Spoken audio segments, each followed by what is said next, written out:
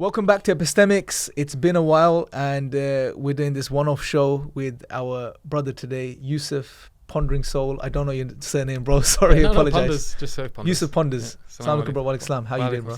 Alhamdulillah, I'm doing good. Alhamdulillah, bro. So it's really nice to have you here. Mashallah, you've come down from Manchester. We're going to spend the day together. We thought we'd do some filming. And alhamdulillah, brother Mohsin has kindly decided to film an epistemic show for us today, mashallah, after a long time. So, Jazakallah khair, Mohsin. I just popped my head in. Okay, alhamdulillah. All right, bro. So look, let's get to the topic. We've got about 15-20 minutes, inshallah. Okay. We're going to touch upon a very hot topic, right? Which is predestination, Yes. right? It's a question that comes up over and over again. It was one of the initial points of discussion or disagreement amongst the early Muslims for many reasons. And unfortunately, what happens sometimes, especially in the times we live in today too, is that whenever I give our training courses, right? Whenever we're speaking to Muslims, non-Muslims, the question about predestination always comes up. On one end, you say God has determined everything. On one hand, you say that you have free will. This is a contradiction in your religion, right? Now, I want to get your thoughts on this, right? And I want to know how you address this. What do we need to understand? What are we talking about? Should we see it only from our perspective and therefore conclude it's a contradiction? Is there something else that's going on here? Is there something else that we need to appreciate as human beings? X, Y, and Z. So I'll let you take over and give us your thoughts, inshallah. So I think, first of all, an important bit to mention, there was a discussion that Mohammed Hijab had with an ex-Muslim. I think it was in Canada or America when he went over there. And he made a great point. He said that even if you leave Islam or reject Islam because of this, you don't escape the problem. This is something the secular world still has to deal with. Atheists can't get rid of this conflict or this contradiction within their own systems. So the legal system in secular countries presupposes free will. The whole concept of justice relies on the fact that people are making choices and that they should be held accountable for those choices. And then you still have people like Sam Harris, for example, that say, no, free will is an illusion. Choice is not real. Everything is determined. And this results from the quote-unquote objective standpoint that science deals with. It assumes the world is one thing necessarily leads to the next, necessarily leads to that, so on and so forth. And from this perspective, whatever act happens was always going to happen, necessarily so. But these are not necessarily the case. It's not obvious that this is so. There is certain posturing on both sides. Some people say, no, everything is completely free will. Some people say that everything is determined. Some people are compatibilists, or they'll sit in the middle and endure the tension or the conflict between these two concepts. Now, as far as I'm concerned, the issue is with conflating of different spheres or perspectives. And one of these spheres are beyond our reach or beyond our ability to actually sit within. And so the issue here, if you're thinking from a theistic perspective, you say, we have free will. The human being is experiencing the world temporally. They go through the world one moment after the other. So let's just clarify this definition just for the people watching. So you're saying, as human beings, we are experiencing the world from one perspective. And I think what you're saying, I completely agree with you, bro, is the approach I take is always to get people to appreciate that to understand this whole thing about predestination, you have to appreciate that you cannot understand this purely from one perspective or your sphere of understanding as a human being. So now we're talking about the spheres here, right? Which is, we have our sphere, which is, you said, linear and it's temporal. And finite. Finite. Okay, so when you say our sphere is temporal, what do you mean? Well, temporal is just the experience of time. Okay. So we experience one moment, we have a future that we move towards, and we project ourselves into the future in the sense that we envisage possibilities. We see certain opportunities arise, and we can see that there's certain choices that we can make when these opportunities arise. All of this as well presupposes external causes. Yes. So the idea of free will isn't saying that there isn't external causes which are not affecting our choices. It's necessary for any conception of free will to even make sense. When you're making choices, that necessarily means that things are happening outside of you which are affecting you. And then from this, you're picking a path. You're making a choice in which direction you want to go. And then upon doing that, possibilities close down and things become so a particular one of them possibilities ceases to be possible and becomes actual. Okay. So what you're saying, just to again summarize, is that we are experiencing reality. For example, if there was a ruler to A and then to Z, and we are experiencing, so we're at A and we're moving towards Z. So A, we B, C, D, and we have to, we are bound by this. Necessarily so. And we have to traverse this ruler in this particular way. And in doing so, along the way, we are presented with choices.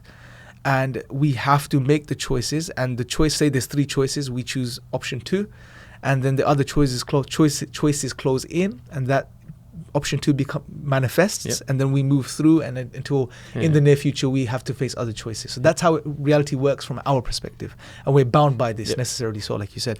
So okay, so that's our perspective. Okay, we have to make those free choices. We have that free will from that perspective.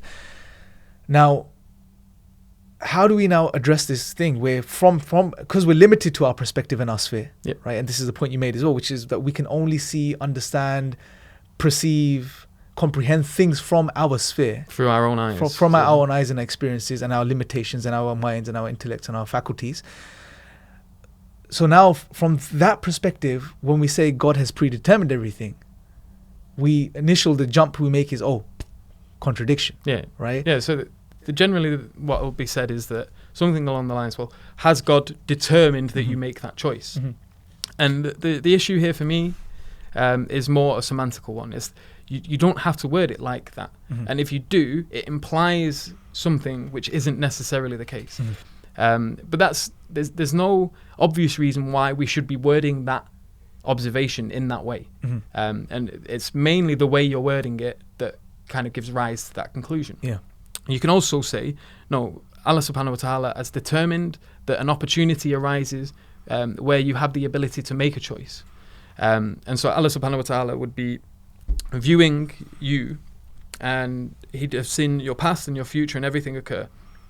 And so from Allah's sphere, that's what you say. So if we were to say that from the perspective of God, it's not like human perspective. It's not linear. Allah is not bound by time, etc. So we can't even begin to entertain that realm and how things unfold in that realm, right? And we can talk about it to a certain degree, but we are forced to use metaphor. And so a good example here would be when we're talking about infrared. For example, if you've got a camera that's looking at heat, when you present that as an image, we are forced to use colours that we are familiar with, because that's what our eyes pick up, and that's how our brains understand it.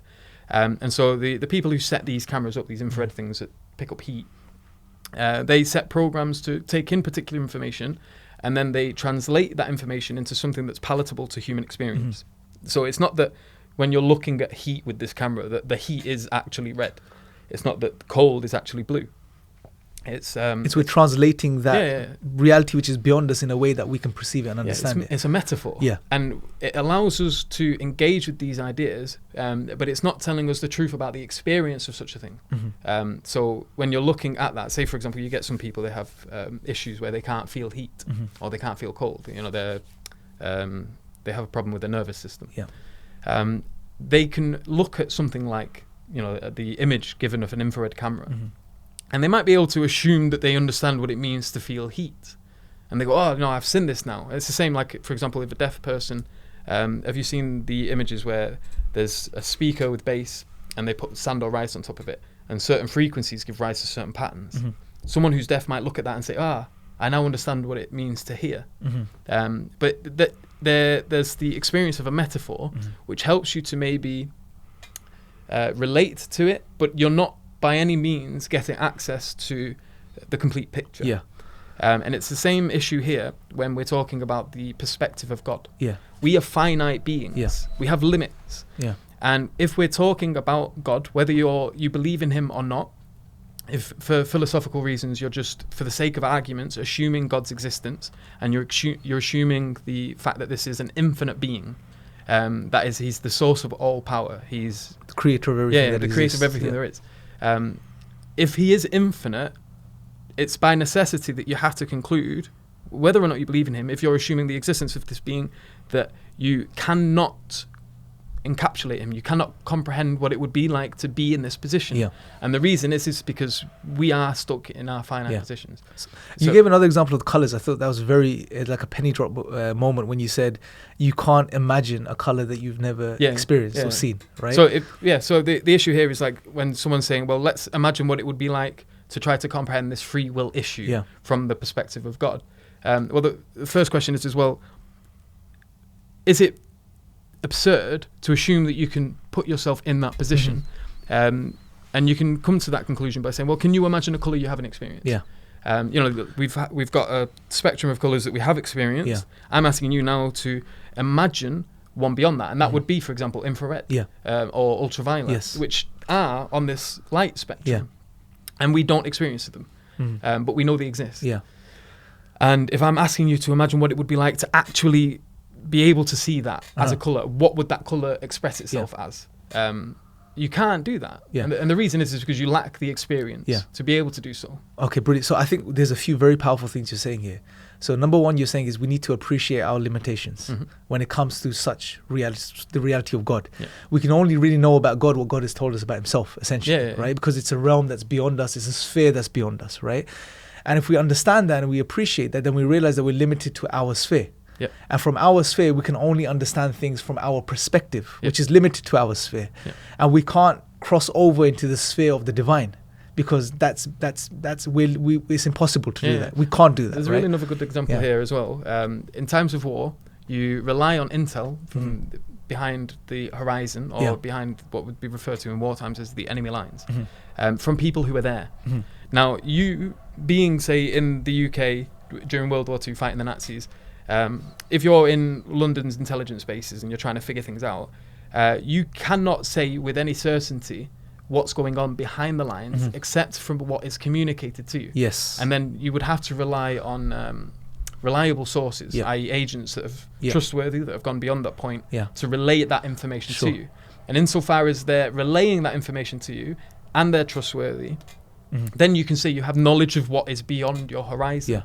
And that is made possible to extend yourself beyond the horizon from a messenger that is beyond that from point. that point. So by greater reason, what we're saying is that now when you're talking about the realm of God, it's impossible for us to cross over and understand that the only information we can know about God is what God tells us. It comes from whatever he is transmitting to us, we can from that talk about what is beyond there, but then we're still limited to our understanding of particular concepts. Because when God communicates with us, we're only going to be able to understand what's possible from the perspective of our sphere and our language, our intellectual capacities, etc. All of these things.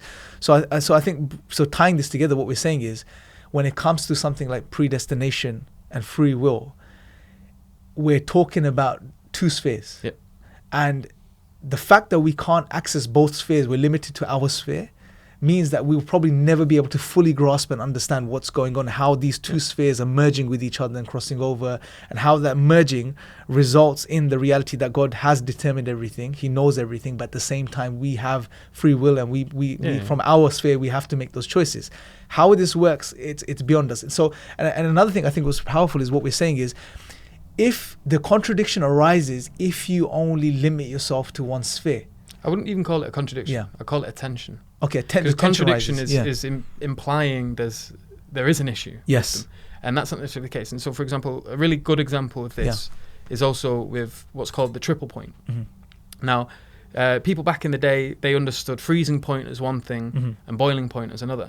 And that you put them as opposites and you see them like here and there. Now, the triple point is where pressure has been reduced to such a point where boiling point and freezing point is the same. And so if you have water in a depressurized area, you will see it boiling and freezing simultaneously. And this might make people go, oh, well, that's a contradiction. If you've come from the understanding that boiling is there, freezing is there, these are completely opposite things, and that they could never occur at the same time. Now, there's a higher principle at play here that hasn't been taken into consideration because of lack of knowledge. Now, we can now understand with knowledge that the reason of this is the higher principle is pressure levels. And the higher the pressure is, the further these points are, the lower the pressure is, the closer they come together. And And the boiling point and freezing point being together at the same time would be that tension. Mm-hmm.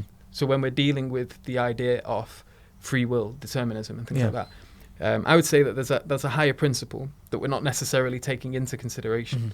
And when these things come close and it seems as if one is destroying the other, the reason is it's just simply that we're extending ourselves beyond our abilities, beyond our horizon. Yeah.